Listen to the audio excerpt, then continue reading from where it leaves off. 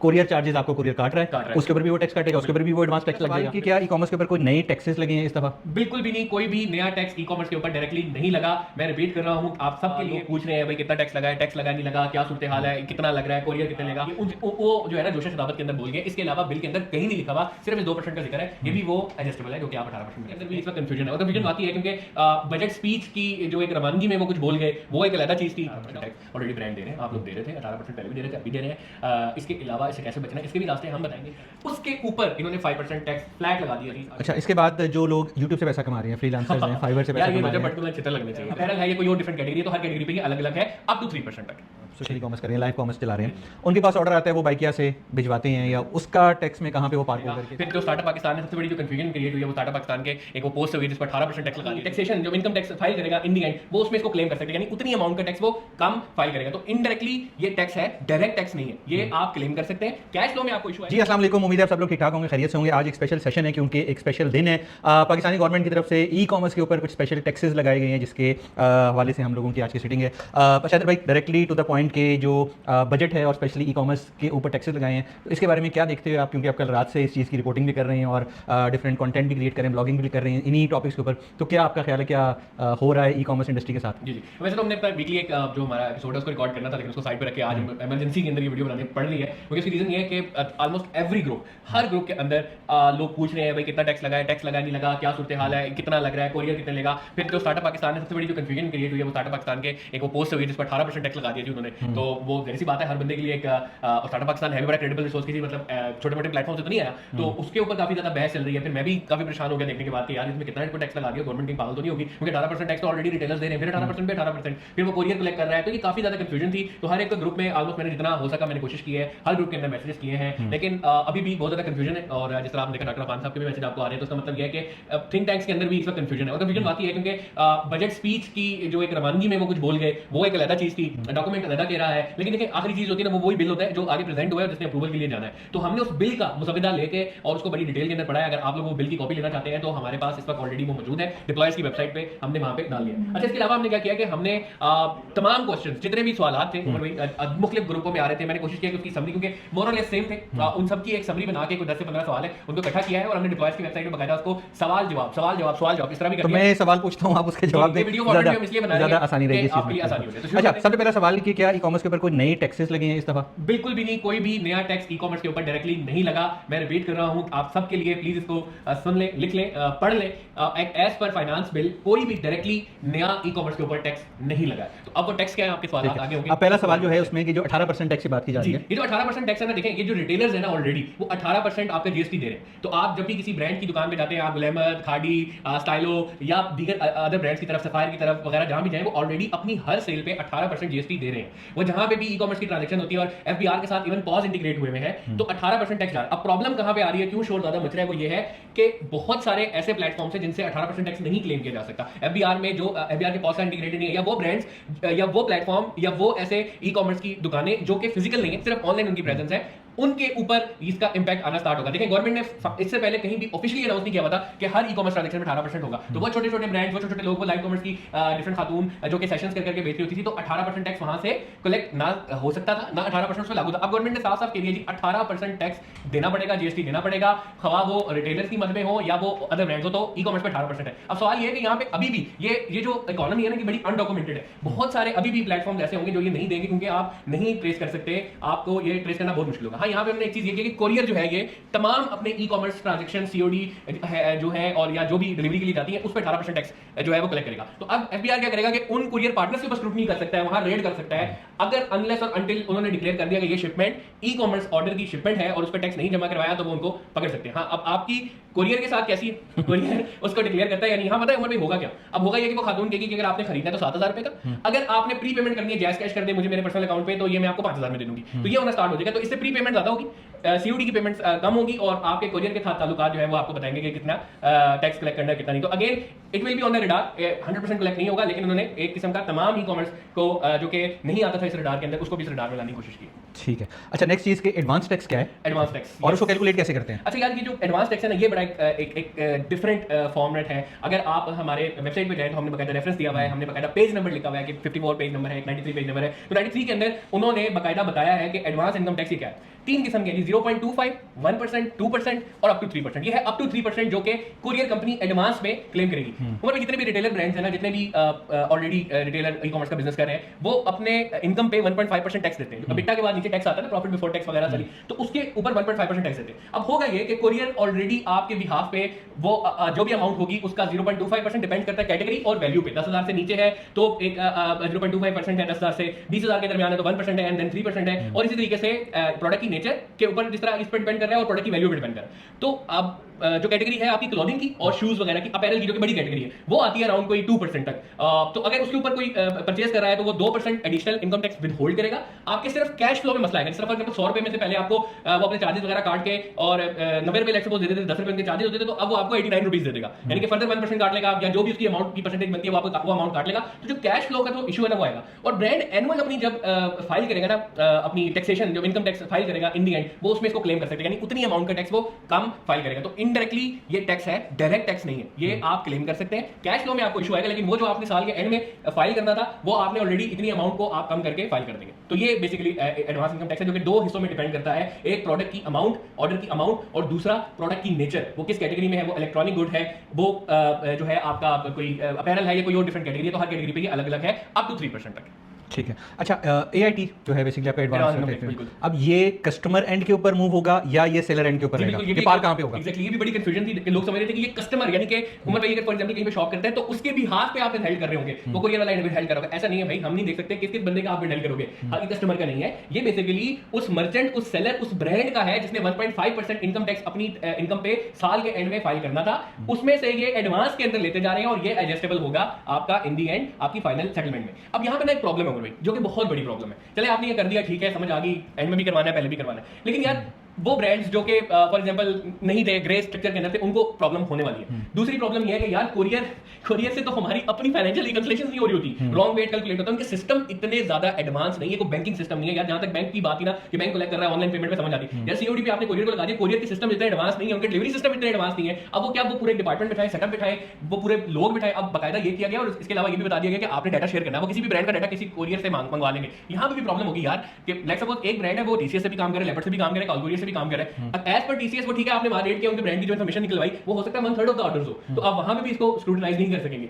हर courier वाले के लिए भी इस वक्त बहुत बड़ा सरदर्द बन जाएगा। पेमेंट तो नो डाउट उनके पास पैसे अब ज्यादा आएंगे, कैश फ्लो उनके पास ज्यादा आएगा, लेकिन लायबिलिटी भी उतनी बढ़ जाएगी। वो आएंगे, वो रेट करेंगे, आपसे डाटा मांगेंगे, डाटा शेयर करना पड़ेगा, सही हालत में शेयर करना पड़ेगा, फिर कैटेगराइज करना पड़ेगा डाटा यार, तो ये बड़ी मुसीबत होने। अच्छा, इसमें एक चीज़ और भी है जो कोरियर वाली चीज़ें थोड़ी सी हम समझते हैं कि एक आपने कोरियर के ऊपर अपना ऑर्डर लैंड करवाया, पार करवाया, अब वो शिप हुआ, रिटर्न हुआ, कोरियर चार्जेस आपको कोरियर काट रहा है, उसके ऊपर भी वो टैक्स काटेगा, उसके ऊपर भी वो एडवांस टैक्स लग जाएगा। फिर आपका रिटर्न आ गया तो आपने वन साइड पे तो टैक्स देना ही है, रेट देना है, उसके ऊपर भी टैक्स लग रहा है। अब वो डिलीवर हो गया तो उसके ऊपर भी टैक्स लगेगा। तो ये कंफ्यूजन है, आपकी बात बिल्कुल ठीक है। कोरियर एंड के ऊपर सरदर्द ज्यादा हो गया कि उसने डिलीवरी चार्जेस के ऊपर भी टैक्स काटना है, सर्विस चार्जेस के ऊपर भी काटना है, और फिर जो आपका सीओडी पार्सल डिलीवर हो गया उसके ऊपर भी टैक्स लगेगा, क्योंकि उम्र में फिक्स नहीं है ना। आपने कैटेगरी वाइज भी लेना कर दिया, पैसे वाइज भी लेना कर दिया, वो मतलब जनरल सिस्टम बनाता रहे, बहुत मुश्किल हो जाएगा। अच्छा, एक उस पर क्वेश्चन और भी है कि जो सीओडी अमाउंट के ऊपर गवर्नमेंट की तरफ से वो टैक्सेशन वाली चीजें हैं और एडवांस पेमेंट अगर आप कर देते हो जैसे आपने बताया, तो उसका जो वो बारीकी है वो क्या है? जी, अच्छा, इसके अंदर ना बड़ी कंफ्यूजन थी। कल हमारे एक दोस्त हैं, उनकी तरफ से मैसेज आया कि यार गवर्नमेंट ने क्या कर दिया, सीओडी अगर आप उसको गौर से पढ़ते हैं ना, अगर आप हमारी वेबसाइट पे जाएं और वहां पे बिल को पढ़ें, तो वहां पे उन्होंने ये लिखा हुआ है कि एक इलेक्ट्रॉनिक गुड्स अगर 10,000 से नीचे सीओडी ट्रांजैक्शन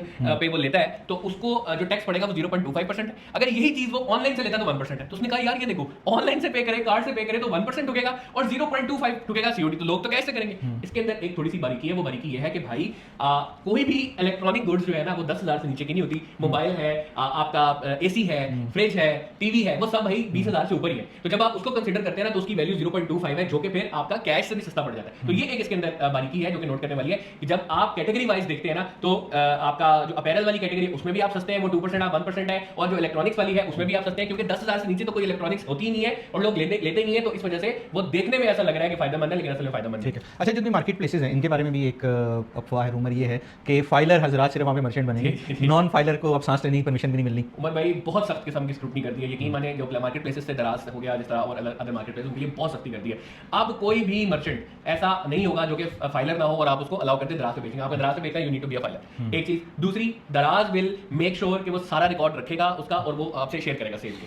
तीसरी, आप उसकी जितनी भी टैक्स है उसको विद होल्ड करेंगे और उसको जमा करवाएंगे और उसका डाटा भी शेयर करेंगे। ये भी एक चीज है। तो इस वक्त मार्केट प्लेसेस के लिए बड़ा लाभ है। अच्छा इधर भाई, ये सेम वही चीज़ है जो कि हमने अपनी एसोसिएशन के एक मेमोरेंडम में भी ऐड की थी और आगे हमने गवर्नमेंट लेवल पे प्रेजेंट भी की थी कि जिन पे गवर्नमेंट का ये सवाल था कि आप मार्केट प्लेस के ऊपर बेच रहे हो, दराज अपना सेल टैक्स दे रहे हैं, मर्चेंट का इनकम टैक्स कैसे रिसीव करेंगे? जी, बिल्कुल। ठीक है, तो उसके लिए आई थिंक ये चीज़ें होना ज़रूरी हैं। ये सिर्फ टैक्स कलेक्शन नहीं है, इसमें जो दराज की मार्केट प्लेस की क्रेडिबिलिटी है वो भी मैटर करती है। और फिर जो कस्टमर एंड के ऊपर चीज़ें मिल रही हैं, आप उसकी कंप्लेन कहाँ पे जाके कराओगे? मैंने आपसे 10 चीज़ें मंगवाई हैं, मैं उसके बाद दराज से शॉप बंद कर दी, मैं गायब हो गया, बट मैं फाइलर हूँ, मेरा एक रिकॉर्ड है, मेरा एक डाटा है, मेरी एक हिस्ट्री है। ठीक है, तो ये चीज़ें कस्टमर एंड के ऊपर भी बहुत सेफ हैं। तो आई थिंक ये बहुत एक फाइलर और नॉन फाइलर का जो पिछले 3-4 साल से चल रहा है, ठीक है, ये कह रहा था आगे आने वाले टाइम में तो लोग जो है ना नॉन फाइलर को कवर भी नहीं देंगे। ये जमीन नहीं मिलेगी भाई कवर के लिए अगर तुम नॉन फाइलर हो। तो ये चेक करेंगे तो उसका तो ये आई थिंक जो फाइलर वाली चीज़ है ना यार, ये तो बहुत अच्छी है। सब लोगों को फाइलर होना चाहिए ताकि आपका जो कैश फ्लो है, आपका जो पैसा है, वो एक वाइड तरीके से आ रहा है और वो एक ट्रैक हो रहा है हर चीज़ में। अच्छा, मूविंग फॉरवर्ड, जो हम स्पेंड करते हैं गूगल के ऊपर, टिकटॉक के ऊपर, इंस्टाग्राम एडवर्टाइजमेंट के लिए, और जिस तरह मार्केट में आपके कुछ पेमेंट प्रोवाइडर्स भी हैं जो कि आपको यूके यूएसए का कार्ड लगा के देते हैं और आप उसे मार्केटिंग करते हो, तो उसके ऊपर जो टैक्सेशन ऐड है, नंबर 1 जो आप पाकिस्तान से डायरेक्टली अपने कार्ड से कर रहे हो, क्रेडिट कार्ड से, डेबिट कार्ड से, वो चीज़ है। और सेकंडली जो आप बाहर के पेमेंट अकाउंट यूज़ करते हो उसके अंदर क्या इफेक्ट आ रहा है, और फिर इसका बेस्ट सोल्यूशन क्या हो सकता है फॉर एडवर्टाइजर्स? जी, अच्छा, एडवर्टाइजर में बड़ी सख्ती कर दी है जिन्होंने ऑलरेडी आप देखा होगा कि प्रोविंशियल टैक्सेस थे 15%, 16% पंजाब में, 15% सिंध के अंदर। उसके ऊपर इन्होंने 5% टैक्स फ्लैट लगा दिया जी। अगर आप कोई भी डिजिटल सर्विसेज देते हैं, अगर आप फेसबुक के ऊपर मार्केटिंग कर रहे हैं तब भी आपको पैसे देने पड़ेंगे एडिशनल 5%, गूगल पे भी, टिकटॉक पे भी, स्नैपचैट पे भी, नेटफ्लिक्स की पेमेंट कर रहे हैं, शॉपिफाई की पेमेंट कर रहे हैं, रिगार्डलेस आप किसी भी चीज़ की पेमेंट कर रहे हैं फ्लैट 5% लगेंगे। अपार्ट फ्रॉम दिस, अगर आपकी आईटी सर्विसेज है Azure वगैरह, ये उस पर भी टैक्स लग गया है। जीएसटी भी उन्होंने 18% जो है इसके ऊपर लगा दिया हुआ है। ये बड़ी सख्ती कर दी है भाई, मतलब मुझे नहीं समझ आ रही। ऑलरेडी 16%, 15% टैक्स था गूगल पे, स्नैपचैट, टिकटॉक, अब उसके ऊपर भी आपने फर्दर टैक्स लगा दिया है। अच्छा, ये टैक्स ऐसा नहीं है कि फेसबुक, देखिए गवर्नमेंट बड़े ऐसे से ये कह रही थी कि यार फेसबुक है, गूगल है, आप इसके ऊपर टैक्स लगाएंगे, क्या कर रहे हैं, बिजनेस कर रहे हैं, ये वो कर रहे हैं, ऑफिस खोले, ऑफिस तो उन्होंने नहीं खोले, लेकिन उन्होंने इनको हमेशा से ये था, ऑफिस भी वो इसलिए खुलवाना चाहते थे ना यार टैक्सेशन वगैरह करेंगे, उन्होंने कहा नहीं खोलते कोई बात नहीं, आप जो भी है ना इनकम से 5%। अब यार ये 5% गूगल नहीं देना, ये 5% फेसबुक भी नहीं देगी, ये उस गरीब बेचारे आवाम की जिप्सी निकलेगा जो ऐड चलाता था। अब उसको अब उसका जो मार्केटिंग बजट था ना किसी भी ब्रांड का, ई कॉमर्स वाले ज़्यादा दर्द समझेंगे ये, अब वो 5% कम हो गया। तो ये वो 5% की अमाउंट जो ऐड होगी। और फॉर एग्जाम्पल अगर आप डायल जीरो की एग्जाम्पल लेते हैं या फिर अदर ब्रांड जो कि इसका सोल्यूशन दे रहे हैं, बहुत मुश्किल हो जाएगा। तुम्हें 30% तक उम्र भाई उनके टैक्स वैक्स जो है ना मिला के पड़ गए। क्या सोल्यूशन हो सकता है जी? सोल्यूशन उमर भाई के पास है, डिलॉजिक्स के नाम से आप इनसे रब्ता करेंगे, आपको कोई ना कोई उसका बड़ा अच्छा सोल्यूशन दे देंगे। लेकिन इस वक्त तक इन्होंने कमर तोड़ दी सीरियसली। देखिए, आपकी सिंपल कैलकुलेशन है कि लाख रुपए की स्पेंडिंग के ऊपर 30,000 तक आपका टैक्स है, तो आपने एक 30 के ऊपर कैलकुलेट करना है। बिल्कुल ऐसे ठीक है कि आपके पास जितने ऑर्डर है तो 30,000 भी आपने उसमें स्पेंड में अपने ऐड कर लेने, जो कि आपका मार्केटिंग स्पेंड भी हाई कर देगा, आपका कॉस्ट पर ऑर्डर भी हाई कर देगा। ऐसे ही है। ठीक है, तो उसके एक्सचेंज रेट की दुख अलग होंगे। अच्छा, और बात उमर भी, जो पाकिस्तानी अकाउंट्स हैं उसमें बड़ी सख्त स्क्रूटनी होने वाली है। उन एडवर्टाइजर मीडिया बायर्स पे भी सख्त। अच्छा, एक सवाल है, जिस तरह के फॉर एग्जांपल ये फेसबुक पे नहीं लग रहा, कस्टमर से जाएगा तो कलेक्ट कौन करेगा? तो कलेक्ट ये वो इंटरमीडिएरीज कर रहे होंगे, जैसे गूगल का किसी का डायरेक्ट अकाउंट है, स्टेट बैंक की तरफ से पेमेंट जाएगी, स्टेट बैंक रखेगा, बैंक रखेगा, पेमेंट गेटवे रखेंगे, या वो एडवर्टाइजर्स या वो एजेंसीज हैं जो उनके बिहाफ पे ये करके दे रही थी, वो 5% यहाँ पे रख के गवर्नमेंट में जमा कराने के पाबंद होंगे। अब मसला यहाँ पे ये है कि ऑलरेडी 70% रह गया, 100 में से 70 पे रह गए, तो उसका क्या रिजल्ट आएगा? प्लस उसके ऊपर पाकिस्तानी जितने भी अकाउंट्स है ना, वहाँ से अलग स्क्रूटनी होगी, यहाँ से अलग स्क्रूटनी होगी और डाटा शेयर होगा जी गवर्नमेंट के साथ कि भाई कौन कितना स्पेंड कर रहा है। तो ये बड़ी सख्त किस्म की स्क्रूटनी आने लगी है, एडवर्टाइजमेंट का जनाजा निकलने वाला है, ये काफी ज्यादा जो है ना प्रॉब्लम आगे आने वाली है। और इसको कैसे टैकल किया जाएगा, गवर्नमेंट को थोड़ा सोचना चाहिए। ऑलरेडी प्रोविंशियल टैक्सेस है और भी प्रोविंशियल टैक्सेस बहुत ज्यादा है यार, 16% पंजाब ले रहा है, 15%। अच्छा, अब तो अगर हम किसी कार्ड वगैरह में जाते हैं तो वो ऑलरेडी 24-25% जाना था, 30-35% में चला जाएगा। तो ये एक काफी संगीन चीज है। इसमें मैं तो यही कहूंगा कि भाई जितना हो सके आप बाहर का कोई अकाउंट यूज करें, कोई बाहर की कोई एक्सपोर्ट्स वगैरह कर रहा है तो उसके लिए कोई बेनिफिशियल सिस्टम हो, कोई ऐसा सिस्टम होना चाहिए। पाकिस्तानी कॉमर्स एसोसिएशन भी इंशाल्लाह काफिशों में लगी है कि कोई इस तरह का सोल्यूशन जो है निकाल सके। उमर भाई साहब रब्ता कर सकते हैं। अच्छा, इसके बाद जो लोग YouTube से पैसा कमा रहे हैं, फ्रीलांसर्स हैं, फाइवर से पैसा यार ये कमा रहे रजब हैं, भट्ट को चित्र लगने चाहिए कसम से कि रजब भट्ट जैसे लोगों की वजह से ये बड़ी बड़ी गाड़ियां ले रहे हैं जी, आज ये करोला ले लिए दुबई चला गया, कतर चला गया, दोस्तों को बुला रहा है, ये करे वो करे। यार कोई इंसानियत है यार? वो गरीब आदमी जो बेचारे छोटे छोटे पैसे कमा रहे थे, ऑलरेडी आपका टैक्स यार, आपकी पेमेंट ऑलरेडी जहां से आती है ना वहां के टैक्सेस काट के यहाँ पे आती है, वो अलग वैट ले रहे हैं, वो अलग आपके इनकम टैक्स ले रहे हैं, यहाँ आके अलग टैक्स कट रहा है। अब एक एडवर्टाइजर बेचारा वो रो रहा है, वो ये कह रहा है भाई मैं बाहर अलग टैक्स दे रहा हूँ, यहाँ अलग से टैक्स दूँ, तो वो भी परेशान है कि भाई मेरे तो ऑलरेडी टैक्स कट रहे हैं, लेकिन वो उस मुल्क के कट रहे हैं जिस मुल्क के अंदर वो रजिस्टर्ड है कंपनी है। फॉर एग्जांपल फेसबुक आयरलैंड के अंदर से पैसे आपको भेज रहे हैं, तो आयरलैंड के लॉ के मुताबिक जो पेमेंट होगी उस अमाउंट की जो कि कंट्री से बाहर जाती है वो डिडक्शन होती है। फिर उसके बाद आपके बैंक के अंदर जब आता है तो बैंक आपके डिफरेंट चार्जेस काट लेता है और डिफरेंट की अमाउंट काट लेता है, और फिर उसके बाद वो अमाउंट काटने के बाद आपके फॉरेन एक्सचेंज रेट जो है, जो कि बैंक में हमेशा ही बड़ा कम रेट होता है जब उन्होंने आपको पैसे देने होते हैं, वो डिडक्ट करने के बाद एफईडी काटने के बाद आप पे 5% एक्स्ट्रा कटेगा, और वो कटने के बाद आपके अकाउंट के अंदर पैसे आ रहे होंगे। यार मार दिया आप लोगों ने यार, मतलब सीरियसली ये 5% ये। अच्छा, इसके अलावा डिजिटल सर्विसेज जो भी दे रहा होगा वो भी 5% जो है ना चार्ज करा होगा। हो सकता है वो दिन दूर नहीं, शायद फूड पांडा बैठ के साथ साथ 5% भी अब लगाना स्टार्ट करते थे already. Platform fees, VAT fees, ये फीस, वो फीस ऑलरेडी डालना स्टार्ट हो गया, ये भी डालना स्टार्ट हो जाएगा, तो इस पर भी 5% लग गया। तो thanks to Rajab Bhatt again. अच्छा, रजब भट्ट का जिक्र इसलिए कर रहे हैं क्योंकि वो हाईलाइट हुआ चीज़ें और उसको डिफरेंट जगह पे मिनिस्ट्री लेवल के ऊपर कोट किया गया कि यार इनके पास तो पैसा बहुत है, ये देखो जी ये गाड़ियों में फिर रहे हैं और ये चक्कर हो रहे हैं। खैर अच्छा, इधर में एक उसमें पॉइंट था जिसमें अभी आपने जिक्र किया कि इलेक्ट्रॉनिक गुड्स के ऊपर परसेंटेज अलग है, आपके कपड़ों के ऊपर अलग है और डिफरेंट कैटेगरीज के ऊपर अलग है। मैं एक फ्लायर को पैक करके बेचता हूँ, मैं उस पर मेंशन नहीं कर रहा हूँ कि इसके अंदर क्या है, ठीक है, तो उसके ऊपर वो टैक्सेशन किस तरीके से उसको आइडेंटिफाई किया जाएगा? क्या मेरा पार्सल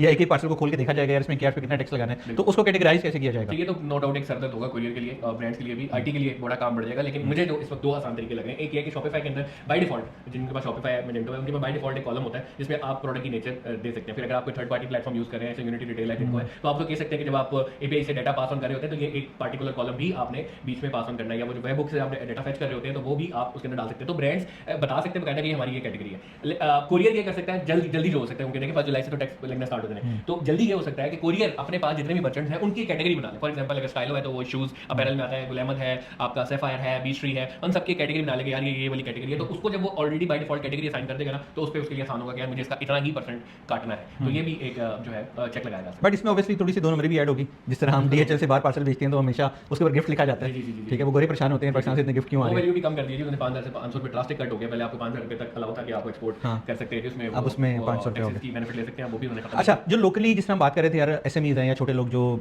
सोशल कॉमर्स कर रहे हैं, लाइव कॉमर्स चला रहे हैं, उनके पास ऑर्डर आता है, वो बाइकिया से भिजवाते हैं, या उसका टैक्स में कहाँ पे वो पार्क होकर किस तरह से उनका सिस्टम चलेगा? जी, अच्छा, कि जो बाइक वाले होते हैं वहाँ पे ये तो देखें आप लोकल कर सकते हैं। फॉर एग्जांपल आप मॉडल टाउन से जो है वो टाउनशिप भेज रहे हैं, मॉडल टाउन से बैरियर टाउन, सेम सिटी आपने कर सेम लिया। सिटी है कि कराची एग्जांपल है, नॉर्थ से डीएचए भिजवा रहे हैं, तो उसमें क्या होता है कि यार वो तो कंसीडर ही नहीं होता, वो कैश डीलिंग है, वो कैश डीलिंग है, वो एक सर्विस, वो सर्विस है जो आके आप इसकी सर्विस ले रहे हैं, तो वहाँ पे 18% कहीं पे भी नहीं होगा। हाँ, बाइकिया की डेफिनेशन के मुताबिक जो एज पर फाइनेंस बिल है, राइड हेलिंग सर्विसेज भी उसमें आती है, जिसने कलेक्ट करना, बाइकिया कलेक्ट करता है तो ये उसकी स्वाब डील पे है। अगर वो नहीं भी कलेक्ट कर पाता, नहीं कलेक्ट करता, तो ये कहीं पे क्योंकि देखिए वो कैश डीलिंग है, अगर उसको वो रिकॉर्ड नहीं करता कि यार ये कितने की ट्रांजेक्शन थी, ठीक है, तो वो उसको वो तो जो टैक्स काटेगा वो आपसे एक आपके राइड के पैसे काटेगा। लेट्स सपोज 200 रुपये आपने राइड के चार्जेस लिए, अब आपने जो ई कॉमर्स की ट्रांजेक्शन की जो कैश रिसीव करके आपके पास आना है, लेट्स सपोज वो 10,000 है, ऐसे ही, ठीक है, तो उसकी उसमें भी आई थिंक ये उसमें रहेगा। जो आगे आने वाले टाइम में मेरे ख्याल है कि लोग जो है थोड़ा सा सेल्फ डिलीवरीज की तरफ भी जाएंगे, क्योंकि जो 3% अमाउंट बनती है ना, तकरीबन अगर आप 1% लगा लें जो कि हमारा विदहेल्ड होगा as an advance income tax, और 2% आप वो लगा लें जो कि अभी रिसेंटली एक और टैक्सेशन इसके आगे जाके हम बात भी करते हैं, तो वो अगर लगा लें 3% विदहोल्ड होना है। वो जो 3% कॉस्ट है ना,